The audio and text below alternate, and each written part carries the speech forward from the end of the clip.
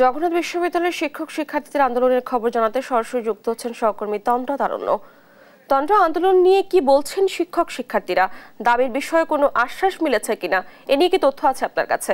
জানাবেন আমাদের।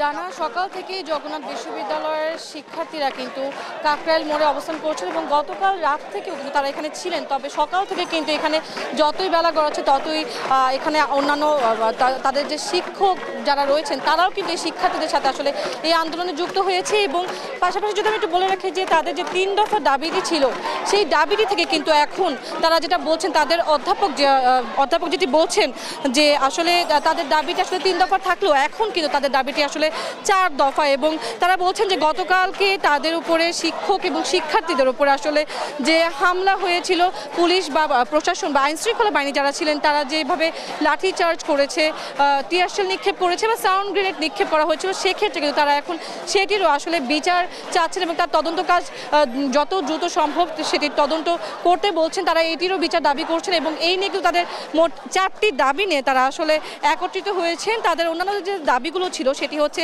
70% আবাসন ভাতা, দ্বিতীয় ক্যাম্পাসের কাজ পরবর্তী একনেক সভায় অনুমোদন, আর 2025 ও 2026 অর্থ বছরের বাজেটে কাটছাঁট না করে পূর্ণাঙ্গ বাজেট রাখার দাবিতেই কিন্তু তারা একত্রিত হয়ে গতকালকে লং মার্চ করেছিলেন প্রধান উপদেষ্টার বাসভবন যমুনার সেদিকে। তবে সেখানে কিন্তু পুলিশের বাধায় তাদের ছত্রভঙ্গ হয়ে যায় এবং সেখানে কিন্তু এই হতাহতের যদি আমি বলি যে তাদের কিন্তু কালকে কিছু শিক্ষার্থী এবং শিক্ষক রয়েছেন যারা আহত হয়েছিলেন এবং তারই পরিপ্রেক্ষিতে তারা গতকাল সারা রাত কিন্তু তারা কাকরাইল মোড়ে অবস্থান করেছিলেন, শিক্ষার্থীরা এখানে ছিলেন। এবং আজকে সারাদিনই আমি সকাল থেকে যেটি দেখেছি যে আসলে সকাল থেকে এখানে বলা যায় যে তাদের জগন্নাথ বিশ্ববিদ্যালয়ের বাসে করে আসলে প্রচুর পরিমাণে শিক্ষার্থীরা এবং শিক্ষকরাও এখানে এসেছেন এবং তারা একত্রিত হয়ে এখানে বিভিন্ন ধরনের স্লোগান দিচ্ছেন এবং তাদের যে দাবিগুলো আছে সেটি যাতে যত দ্রুত সম্ভব দ্রুত সময়ের মধ্যে আসলে যাতে মেনে নেওয়া হয় সেটি কিন্তু তারা বলছেন এখন পর্যন্ত।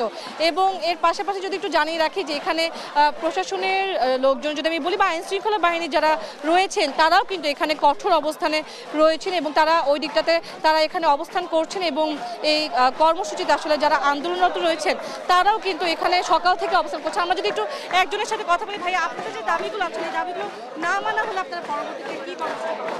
শুনেন, আমাদের দাবিগুলো হচ্ছে জগন্নাথের অস্তিত্বের দাবি। আমাদের পিঠ থেকে গেছে, যদি আমাদের দাবি না মানা হয়, যমুনা পর্যন্ত যেহেতু এসেছি, দাবি না মানা পর্যন্ত আমরা যমুনা থেকে ফিরছি না। যদি আমাদের দাবি না মানা হয় আমরা আরও কঠোর থেকে কঠোরতম কর্মসূচি ঘোষণা করব। জগন্নাথ এখন যমুনা থেকে কার্যকর হবে, এই হচ্ছে আমাদের কথা।